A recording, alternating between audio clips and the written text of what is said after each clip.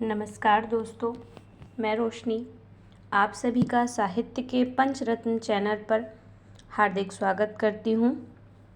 आज मैं आप सभी के समक्ष एक कहानी लेकर आई हूँ, एक टोकरी भर मिट्टी, जिसके लेखक हैं माधवराव सप्रे।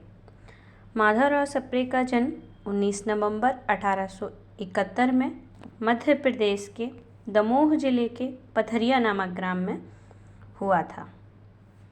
अब हम कहानी स्टार्ट करेंगे। तो कहानी कुछ इस प्रकार है। एक टोकरी भर मिट्टी। किसी श्रीमान जमींदार के महल के पास एक गरीब अनाथ विधवा की झोपड़ी थी। जमींदार साहब को अपने महल का हाथा उस झोपड़ी तक बढ़ाने की इच्छा हुई। विधवा से कहा कि अपनी झोपड़ी हटा ले, पर वह तो कई जमानों से वहीं बसी थी। उसका प्रिय पति और इकलौता पुत्र भी उसी झोपड़ी में मर गया था। पतोहू भी एक 5 बरस की कन्या को छोड़कर चल बसी थी। अब यही उसकी पोती इस वृद्ध काल में एकमात्र आधार थी। जब उसे अपनी पूर्व स्थिति की याद आ जाती तो मारे दुख के फूट फूट रोने लगती थी। और जब से उसने अपने श्रीमान पड़ोसी की इच्छा का हाल सुना, तब से वह मृत प्राय हो गई थी। उस झोपड़ी में उसका मन लग गया था कि बिना मरे वहाँ से वह निकलना नहीं चाहती थी। श्रीमान के सब प्रयत्न निष्फल हुए, तब वे अपनी जमींदारी चाल चलने लगे। बाल की खाल निकालने वाले वकीलों की थैली गरम कर उन्होंने अदालत से झोपड़ी पर अपना कब्जा करा लिया और विधवा को वहाँ से निकाल दिया।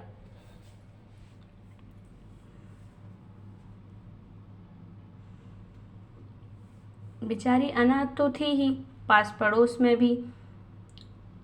पड़ोस में कहीं जाकर रहने लगी। एक दिन श्रीमान उस झोपड़ी के आसपास टहल रहे थे और लोगों को काम बतला रहे थे कि वह विधवा हाथ में एक टोकरी लेकर वहां पहुंची। श्रीमान ने उसको देखते हुए ही अपने नौकरों से कहा कि उसे यहाँ से हटा दो, पर वह गिड़गिड़ाकर बोली, महाराज, अब तो यह झोपड़ी तुम्हारी ही हो गई है, मैं उसे लेने नहीं आई हूँ। महाराज क्षमा करें, तो एक विनती है। जमींदार साहब के सिर हिलाने पर उसने कहा कि जब से यह झोपड़ी छोटी है, तब से मेरी पोती ने खाना पीना छोड़ दिया है। मैंने उसे बहुत समझाया, पर वह एक ना मानती। यही कहा करती है कि अपने घर चल, वहीं रोटी खाऊंगी। अब मैंने यह सोचा है कि इस झोपड़ी में से एक टोकरी भर मिट्टी लेकर उसी का चूल्हा बनाकर रोटी पकाऊंगी। इससे भरोसा है कि वह रोटी खाने लगेगी। महाराज, कृपा करके आज्ञा दीजिए तो इस टोकरी में मिट्टी ले आऊं। श्रीमान ने आज्ञा दे दी।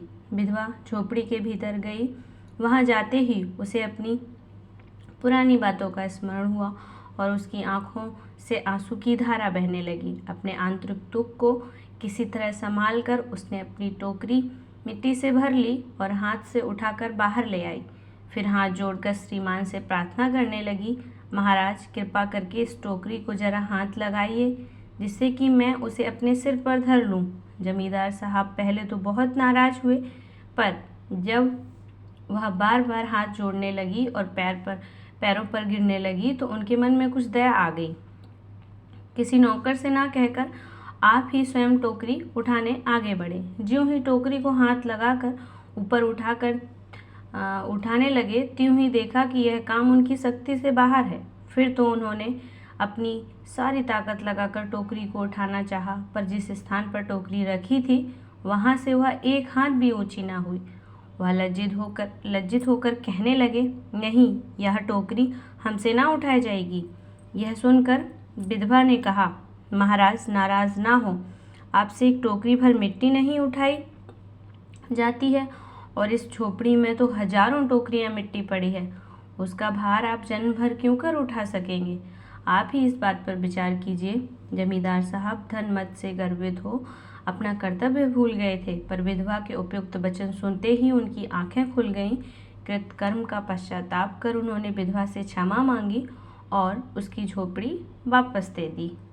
तो ये थी कहानी, और कहानी काफ़ी अच्छी थी और हृदय परिवर्तित कहानी थी।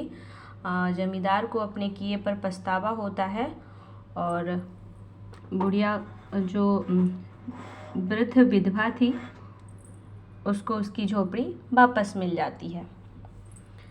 तो बहुत बहुत धन्यवाद आप सभी का धैर्य से कहानी सुनने के लिए। मिलते हैं अगली कहानी के साथ। धन्यवाद।